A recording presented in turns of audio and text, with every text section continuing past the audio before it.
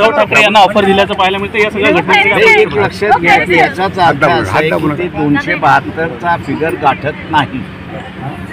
तो जर फिगर त्यांनी गाठला असता तर त्यांनी महाराष्ट्रामध्ये उद्धव ठाकरे आणि शरद पवार यांना ऑफर दिली की तुम्ही या, नाही आलात तर तुमच्यावर काय कारवाई करतो तेवढी बघा. ते त्यांनी दम देऊन तो मोकळा झालेला आहे.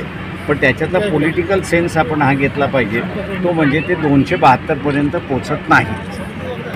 सर, काल अरविंद केजरीवालांनी सांगितले की माझ्यानंतर ममता बॅनर्जी यांचा नंबर आहे जेलमध्ये जाण्याचा. हे लक्षात घ्या, माझ्या स्टील न्यूज आहे. तो जेलमध्ये गेला म्हणून त्याला आठवायला लागले असं मला आहे.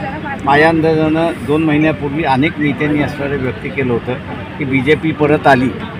आणि मी आता ज्यांचा उल्लेख केला परकरला प्रभाकरन यांनी सुद्धा तेच म्हटलेलं आहे की अनेक नेते जेलमध्ये असतील. त्याच्यामुळे नवीन काय मांडले असं मी मानत नाही.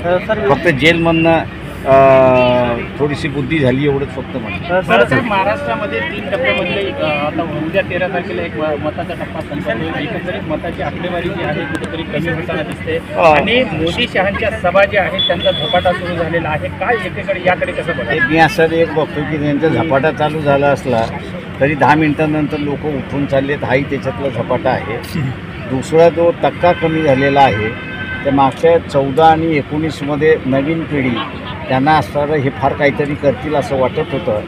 त्यांचा भ्रम निराश झालेला आहे. त्यांनी काँग्रेसवाल्यांना त्यावेळेस शिव्या दिल्या होत्या, माफ करणार नाही असं त्यावेळेस म्हणाले होते आणि म्हणून ते आता मतदान करत नाही अशी परिस्थिती आहे.